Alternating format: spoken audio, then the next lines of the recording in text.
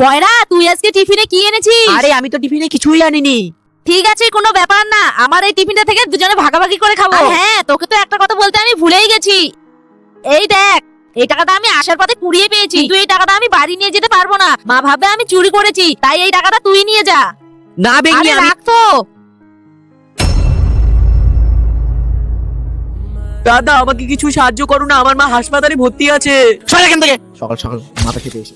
কাকু কাকু আমাকে কিছু সাহায্য করো না, আমার মা 2 দিন ধরে হাসপাতালে ভর্তি আছে।